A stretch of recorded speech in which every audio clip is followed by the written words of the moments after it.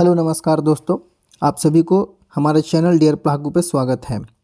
जैसा कि आप देख पा रहे होंगे स्क्रीन पे, यहाँ पे आपको दिया गया है कि विशिष्ट शिक्षक नियमावली 2023 नियम 4 के परिप्रेक्ष्य में स्थानीय निकाय शिक्षकों का सक्षमता परीक्षा हेतु, यानी हम जो है इस वीडियो में सक्षमता परीक्षा से रिलेटेड बात करने वाले हैं दोस्तों। सबसे पहले ये वीडियो उन लोगों के लिए उपयोगी है जो कहीं ना कहीं नियोजित टीचर हैं, यानी जो नियोजित टीचर है वही इस वीडियो को देखे तो ज़्यादा बेटर है, या फिर आपके कोई भी रिलेटिव, अभिभावक, माता पिता, फ्रेंड जो भी हो, अगर नियोजित टीचर हैं तभी ये वीडियो उनके लिए उपयोगी है दोस्तों। तो चलिए इस वीडियो पे बने रहते हैं और हम संपूर्ण जो है वो सक्षमता परीक्षा के बारे में जानते हैं दोस्तों।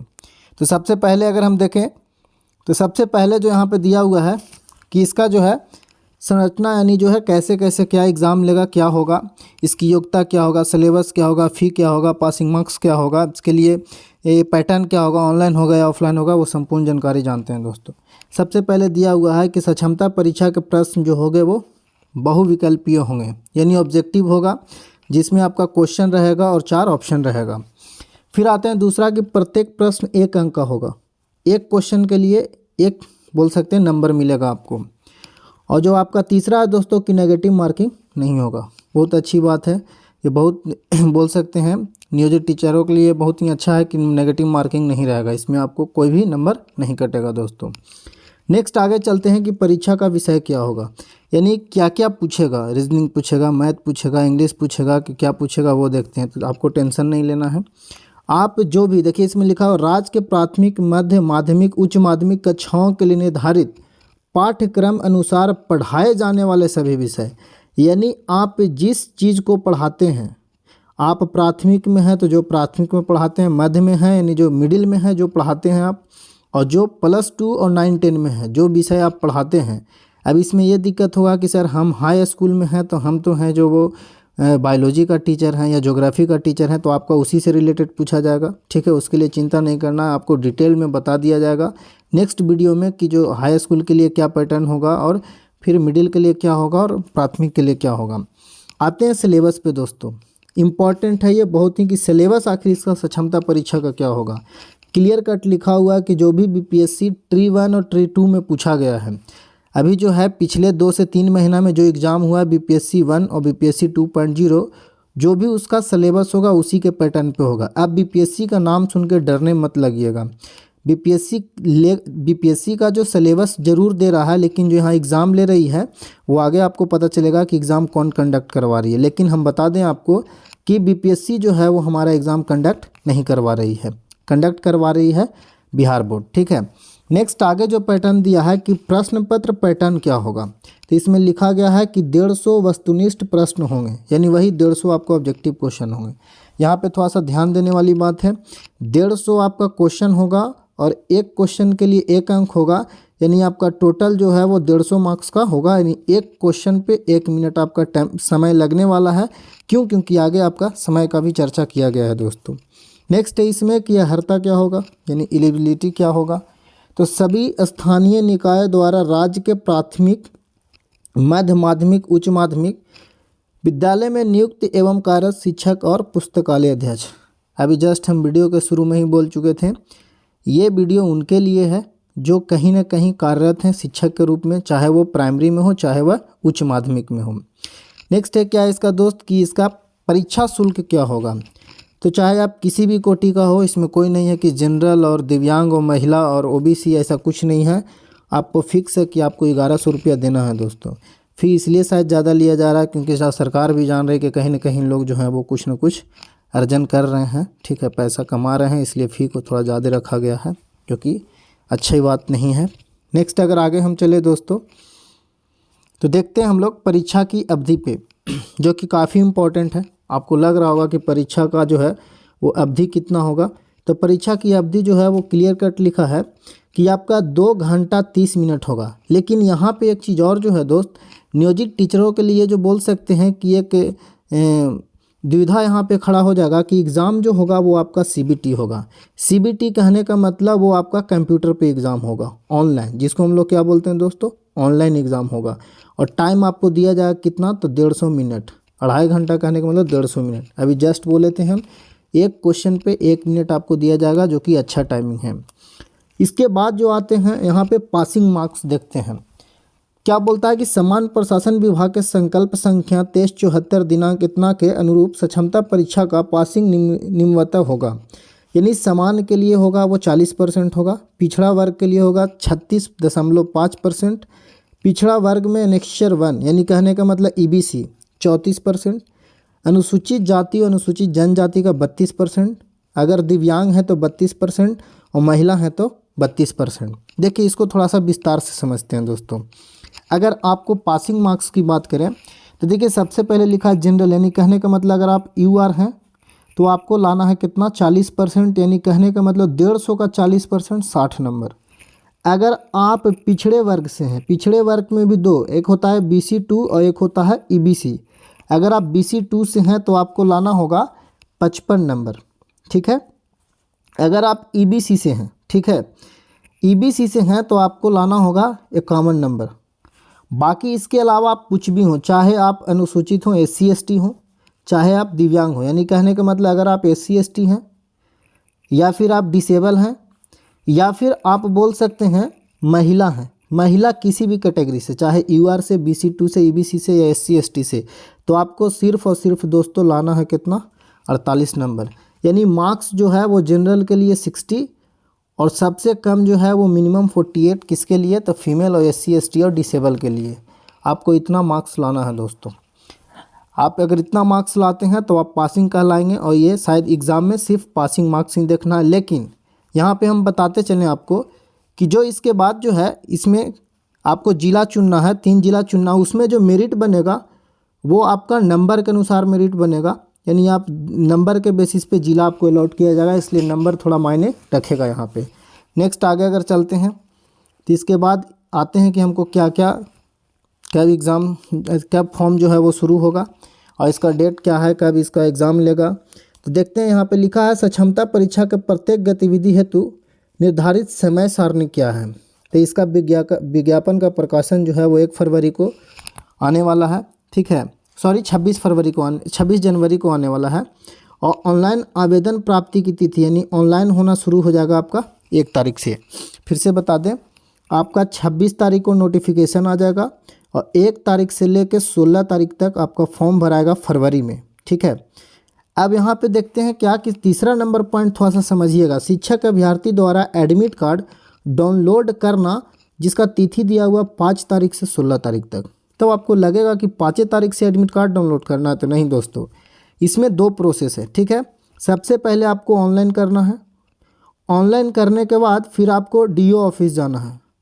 DO ऑफिस में आपका वहाँ पे वेरिफिकेशन होगा, वेरिफिकेशन होने के बाद वहाँ पे जिला स्थापना के द्वारा आपको सिग्नेचर करवाया जाएगा। देखिए यहाँ पे लिखा हुआ है चौथा नंबर पॉइंट में कि डाउनलोड किए गए एडमिट कार्ड को जिला स्थापना, ठीक है, द्वारा वेतन भुगतान पंजी से सत्यापित कर भौतिक हस्ताक्षर के उपरांत अपलोड करना है। यानी आपको DO ऑफिस जाना है, वहाँ पे साइन करवाना है।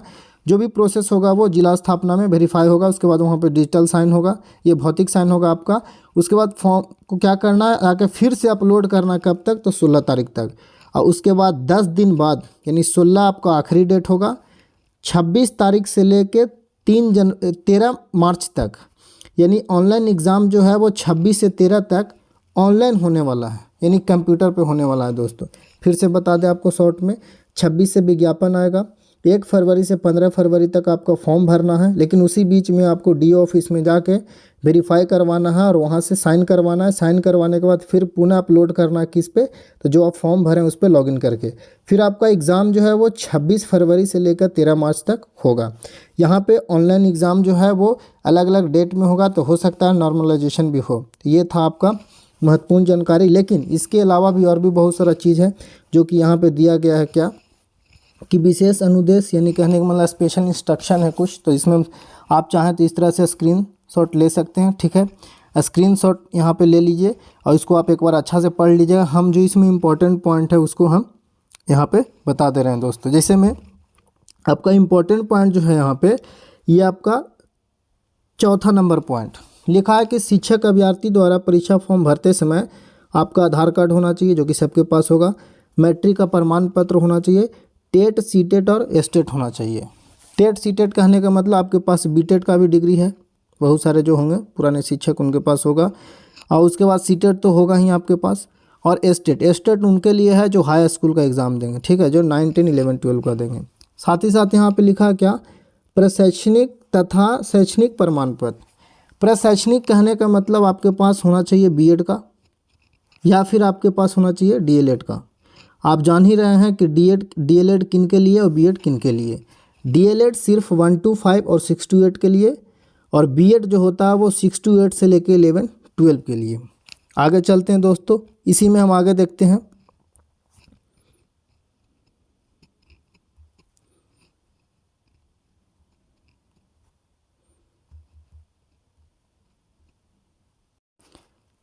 अगला पॉइंट को देखते हैं दोस्तों। जो अगला पॉइंट देने वाला है इसमें देखिए, यहाँ पे क्लियर कट लिखा हुआ है परीक्षा फॉर्म। यहाँ पे ये देखिए ये पॉइंट, परीक्षा फॉर्म भरते समय शिक्षक अभ्यर्थियों को 3 जिला का विकल्प देना अनिवार्य होगा।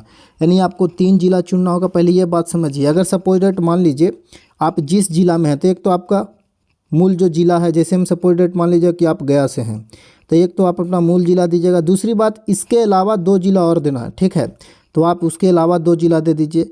ये जिला इसलिए चुनवा रहा है कि आपका मेरिट बेस, जैसे मान लीजिए गया जिला में आपका मेरिट नहीं बना तो जो सेकंड में दीजिएगा उसमें भेज देगा।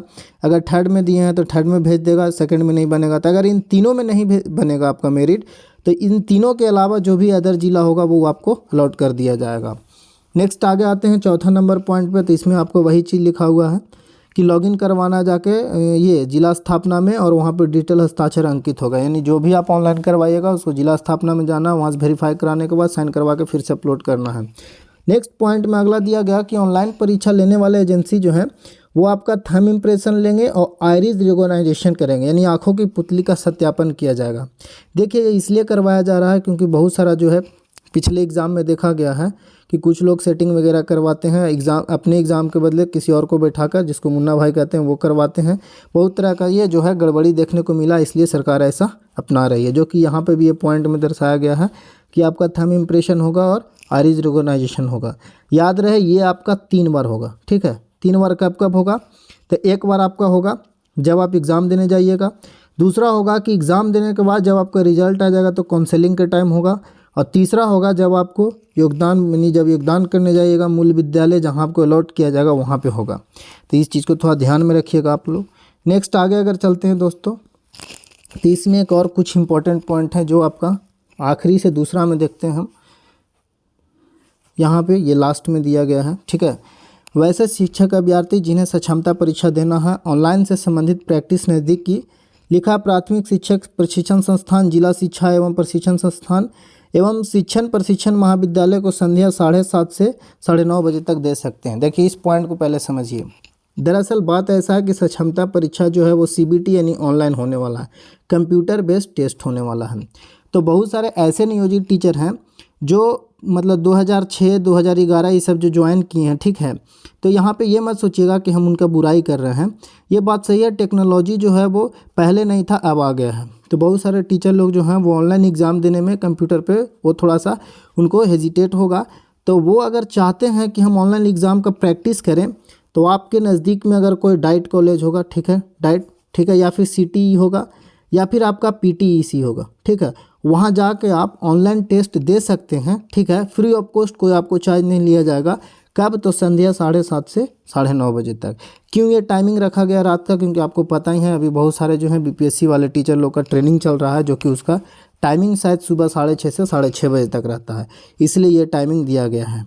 चलिए ये तो रहा इंपॉर्टेंट इन्फॉर्मेशन। इसके अलावा और भी अगर हम बात करें दोस्तों, तो अगर आप मेरे चैनल को सब्सक्राइब नहीं किए हैं तो सब्सक्राइब कर लीजिए और बेल आइकन दबा दीजिए, क्योंकि सक्षमता परीक्षा से रिलेटेड और भी बहुत सारे वीडियो, जैसे में कि किस क्लास का क्या होगा क्वेश्चन पैटर्न, ठीक है, कैसे हम क्वेश्चन क्या पढ़ें, कितना पढ़ें, कौन कौन बुक को फॉलो करें, ठीक है, क्या पढ़ें, एनसीईआरटी पढ़ें या फिर जो स्कूल में पढ़ाते हैं उस चीज़ को पढ़ें, वो आपको बताया जाएगा। साथ ही साथ आपको पर डे क्वेश्चन प्रैक्टिस करवाया जाएगा। खास करके वैसे बोल सकते हैं नियोजित टीचर जिनको बहुत टेंशन हो रहा है कि नहीं हम कैसे एग्ज़ाम पास करेंगे, हमको समझ में नहीं आ रहा, कुछ नहीं, आप मेरे चैनल को सब्सक्राइब कर लीजिए और बस मेरा जो वीडियो पर डे अपलोड करेंगे उसको आप देखते जाइए, ठीक है ना। देखते जाइएगा तो आपको जो भी उसको दिया जाएगा क्वेश्चन, उसको आपको देखना है, एक बार रिवाइज करना है, तो आपको बोल सकते हैं बहुत ही हेल्प मिलने वाला है दोस्तों। चलिए इसी वीडियो के साथ सभी को शुभ रात्रि और जय श्री राम। हम लोग मिलते हैं अगले वीडियो में।